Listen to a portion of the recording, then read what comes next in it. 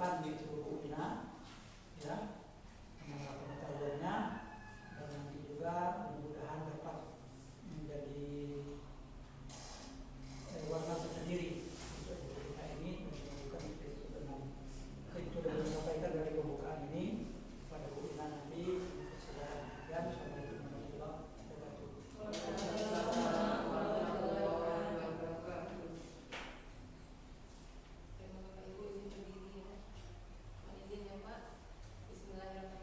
Assalamualaikum warahmatullahi wabarakatuh. Assalamualaikum warahmatullahi wabarakatuh. Alhamdulillah, alhamdulillahirabbil alamin. Assalatu wassalamu ala asrofil anbiya'i wal mursalin wa ala alihi washabihi ajmain. Amma ba'du. Yang saya hormati Bapak Kepala Sekolah SD 156 Buin Baru, yang saya hormati Bapak Ibu semua Majelis Guru dan Pendik SD 156 Buin Baru, dan saya mengucapkan terima kasih banyak atas waktu yang telah diluangkan untuk acara kita ini, yaitu diseminasi menyebarkan pemahaman dan penerapan budaya positif. Dan ini merupakan salah satu tugas dari CGP Angkatan 11, yaitu tugas modul 1.4, yaitu diseminasi menyebarkan pemahaman dan penerapan budaya positif. Baiklah Bapak Ibu,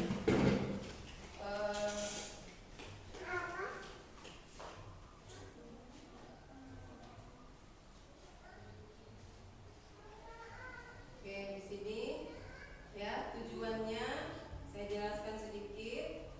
Ya, selamat datang kepada Bapak Ibu semua, guru hebat. Di sini kita tujuannya yaitu belajar bersama, berkolaborasi, ya, saling mendukung untuk mewujudkan disiplin positif yang ada di sekolah kita tercinta ini. Nah, nanti materi kita hari ini yaitu yang pertama, perubahan paradigma belajar. Apa itu perubahan paradigma belajar? Nanti akan kita bahas bersama. Yang kedua itu disiplin positif. Yang ketiga, kebutuhan dasar manusia. Yang keempat ada motivasi perilaku manusia. Yang kelima ada posisi kontrol restitusi. Yang keenam, keyakinan kelas. Dan yang terakhir, segitiga restitusi. Baiklah Bapak Ibu, untuk mempersingkat waktu, ya, di sini yang pertama kita bahas yaitu pelajaran dengan paradigma baru. Nah, apa itu yang sudah sering kita dengar di kurikulum Merdeka ini, yaitu belajar dengan paradigma baru. Apa itu paradigma baru? Nah, artinya pembelajaran dengan paradigma baru ini dilakukan berdasarkan prinsip pembelajaran yang berdiferensiasi, sehingga setiap murid belajar sesuai dengan kebutuhan dari tahap perkembangannya untuk mewujudkan profil pelajar Pancasila.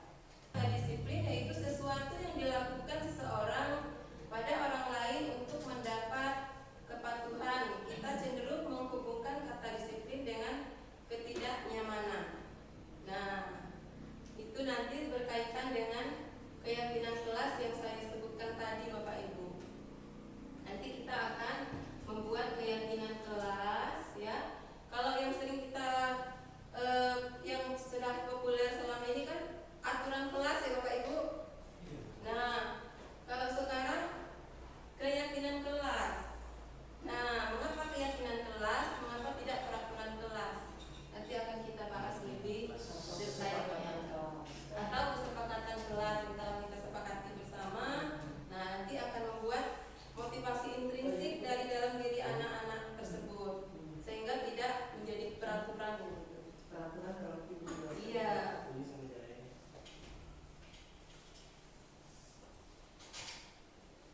Lanjut ke kebutuhan dasar manusia. Kebutuhan dasar manusia di sini ada 5 Bapak Ibu. Yang pertama ada kebutuhan bertahan hidup. Selanjutnya kasih sayang dan rasa diterima. Itu kita butuhkan dalam walaupun pekerjaan kita dimanapun berada, kita tetap membutuhkan hal yang 5 ini Bapak Ibu. Ada juga penguasaan, ada kebebasan. Kita butuh kebebasan, ya. Kemudian ada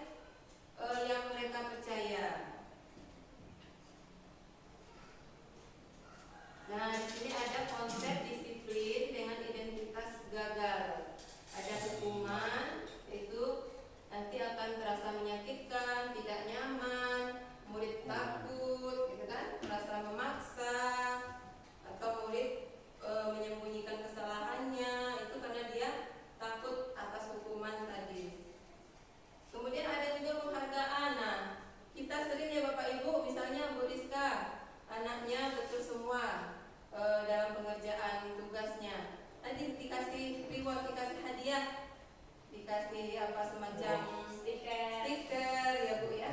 Nah itu boleh apa tidak Bapak Ibu?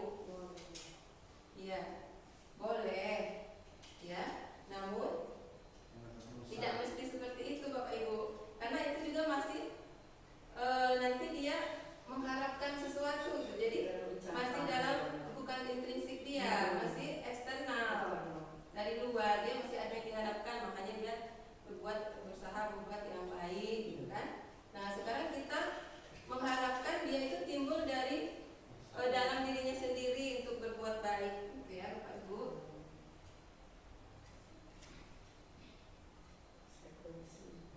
Ada konsekuensi, ada restitusi. Ini adalah konsep disiplin dengan identitas sukses.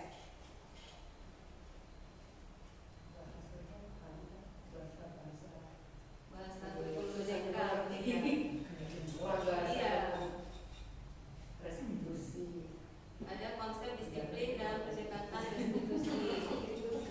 Nah, restitusi ini Bapak Ibu yaitu proses menciptakan kondisi bagi murid untuk memperbaiki kesalahan mereka sehingga mereka bisa kembali pada kelompok mereka dengan karakter yang lebih kuat.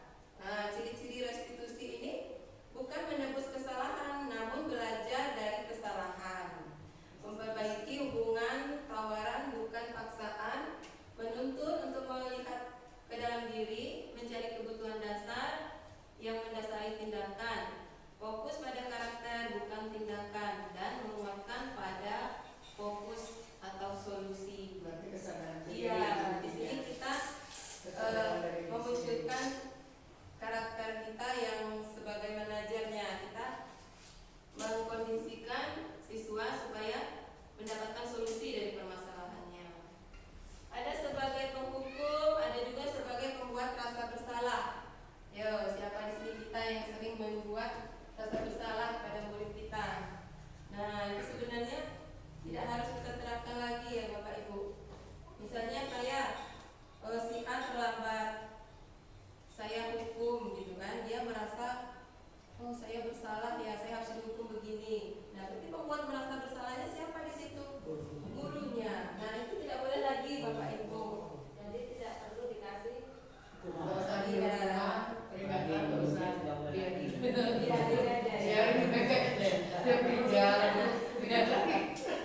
Ya, seperti anak kita ada prijal.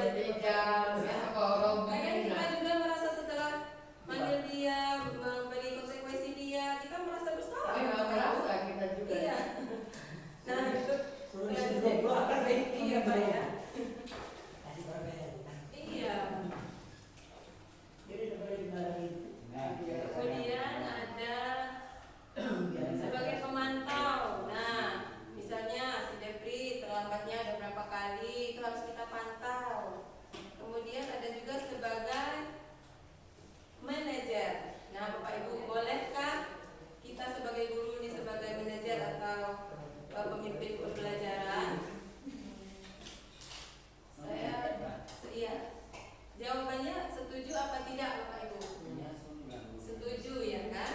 Nah, kita sebagai guru juga boleh sebagai pemimpin pembelajaran Bapak Ibu, namun tetap bermuaranya kepada kepala sekolah. Misalnya kita kalau di kelas itu kan boleh menjadi pemimpin pelajaran untuk peserta didik kita. Kemudian peserta didik juga kita arahkan untuk memimpin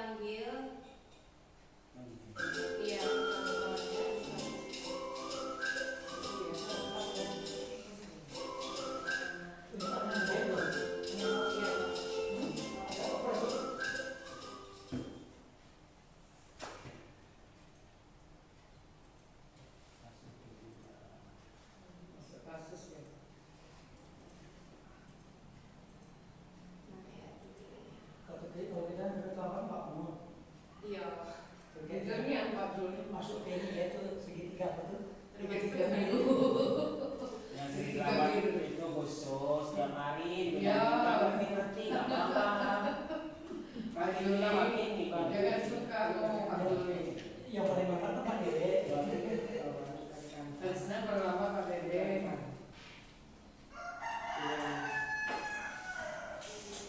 Dapat dipantau. Ya, ini ya Bapak Ibu sudah saya panggil dan saya juga memilih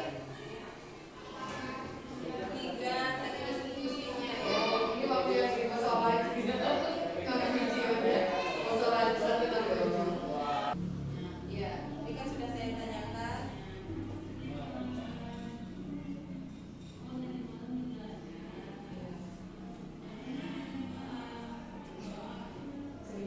Bapaknya dipotong Siapa itu? Iya sih. setia untuk Enggak, Bapak ada. Ibu. Anaknya begadang itu. Oh, yang lainnya pindahnya di almarhum ya.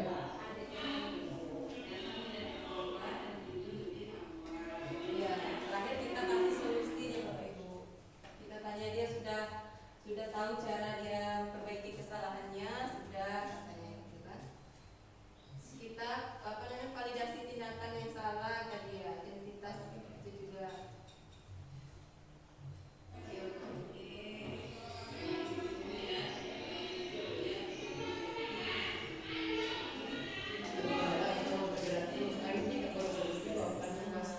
Nanti di sini nanti ada video si Setianya itu dia merasa bahwa solusi dari permasalahan dia udah kita bantu gitu untuk menyelesaikan masalahnya karena kita memakai segitiga restitusi tadi.